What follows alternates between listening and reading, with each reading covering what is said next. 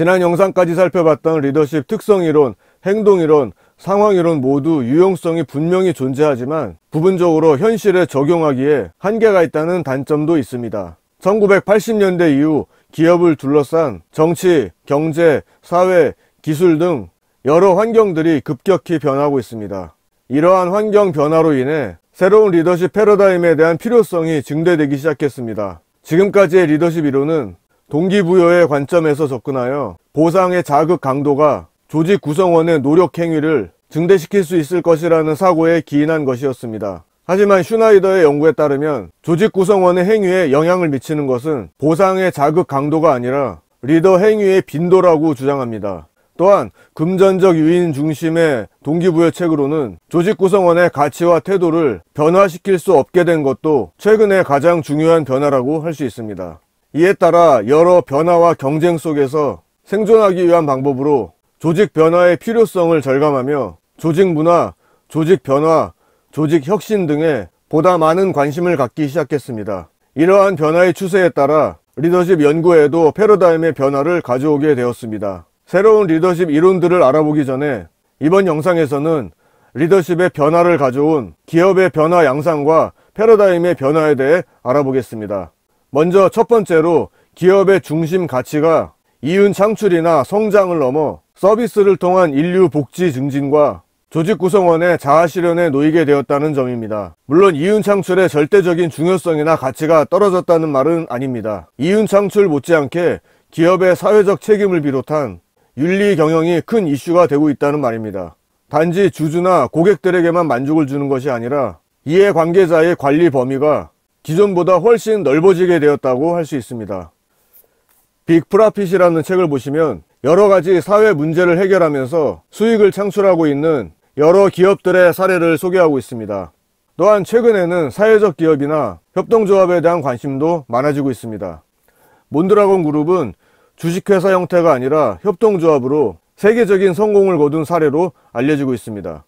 두 번째로 기업 조직은 글로벌 범위에 걸쳐 사업을 벌이면서 조직 간의 경계는 무너지거나 의미가 없어지고 네트워크로 연결되어 상호 의존성이 높아지게 되었다는 점입니다. 그리고 기업 간의 관계는 종전의 단순 경쟁으로부터 협력을 통한 선의의 경쟁으로 바뀌어 승리가 아니면 패배할 수밖에 없던 과거의 논리에서 이제 서로 함께 사는 길을 모색하는 윈윈 전략을 구사해 가고 있습니다. 코피티션이라는 단어는 코아퍼레이션과 컴피티션의 합성어입니다.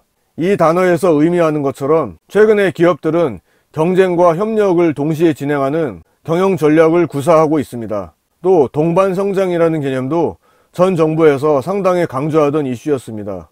이 책의 제목을 보시면 패자 없는 게임의 룰 동반 성장이라고 되어 있습니다. 한쪽이 일방적으로 이기고 지는 윈루즈 게임이 아니라 양쪽 모두 승리하는 윈윈 게임을 의미합니다. 더 나아가 경쟁 기업으로부터 사업 아이디어를 얻을 수도 있고 경쟁 기업과 함께 수요의 크기를 확장하여 전체 시장의 크기도 키울 수 있는 보완적 관계로 진화해 가고 있습니다. 세 번째 변화는 정보기술의 발달과 함께 조직의 부분이 서로 연결된 네트워크 조직의 형태가 주종을 잃을 것으로 전망된다는 점입니다. 최근 정부가 강조하고 있는 비정규직의 정규직화라든가 최저임금을 급격히 올리는 정책들은 이러한 거대한 흐름을 무시하는 정책들이라고 할 수 있습니다. 자신의 역량을 필요로 하는 기업들과 한시적으로 거래관계를 유지하는 방식으로 계속 여러 기업들과 관계를 맺는 긱경제가 앞으로 직업의 판도를 많이 바꾸리라 예상됩니다. 최근에 출간된 직장이 없는 시대가 온다 라는 책을 보면 지금 말씀드린 긱경제의 특징에 대해서 잘 알 수 있으리라 생각합니다. 오픈 콜라보레이션에서는 인터넷을 이용하여 외부에 있는 다수의 자원을 활용하는 방식을 제안합니다. 2005년 이후에 확산된 웹 2.0 개념을 시작으로 크라우드 소싱, 오픈 이노베이션, 집단지성 등 많이 언급되는 IT 용어들을 모두 포괄하는 개념이라고 할 수 있습니다.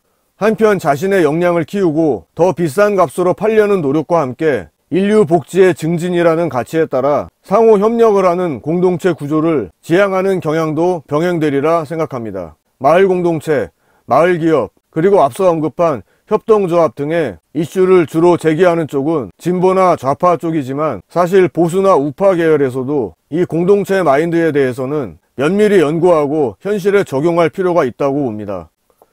실제로 마을 기업이나 마을 공동체와 관련된 사례를 정리한 책들이 많이 출간되고 있습니다. 또한 앞으로의 리더는 직위로부터 부여된 권한을 행사하는 리더보다 상대방과 실제로 어떤 관계에 있는가에 따라 권력을 갖게 될 가능성이 높다고 보여집니다. 정치 민주화가 진전되고 또 최근에는 국가에서부터 기업에 이르기까지 분권화가 이루어지면서 조직 구성원 간의 권력을 공유하는 리더십이 행사될 것으로 예상됩니다.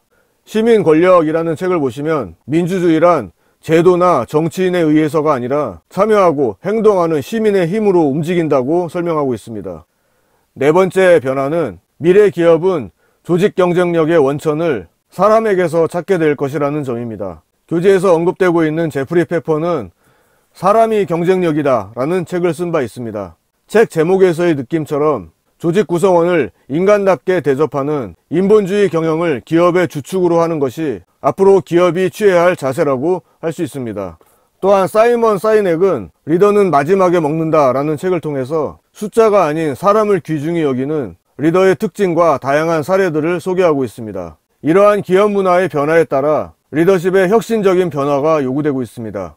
구성원의 능력에 따라 권한을 위양하고 구성원의 자율에 따라 업무를 추진하는 여건을 조성하는 코치와 촉진자의 역할이 강조되고 있습니다. 일방적으로 지식을 전달하고 지시하고 명령하는 수직적이고 일방적인 조직 구조가 아니라 코칭이나 멘토링, 퍼실리테이션 등의 용어에서 알 수 있다시피 수평적 조직 문화를 기반으로 원활한 토론이 가능한 분위기를 조성하고 집단지성을 최적화하며 성과를 올리는 스킬을 갖출 필요가 있습니다. 수평적인 조직 문화와 리더십을 실현할 수 있는 스킬 중에 하나인 퍼실리테이션에 관심을 가져보시면 좋겠습니다. 관련 도서로 회의 없는 조직이라는 책을 소개해드립니다.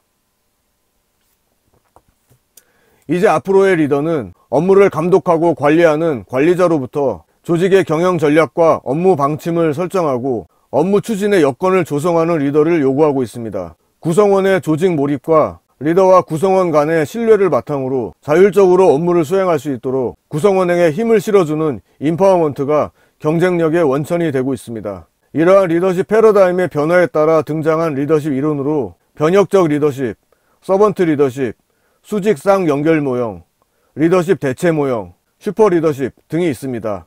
이와 관련한 내용은 다음 영상에서 알아보도록 하겠습니다. 끝까지 시청해 주셔서 감사합니다. 여러분의 구독과 좋아요는 다음 영상 제작을 위해 큰 힘이 됩니다.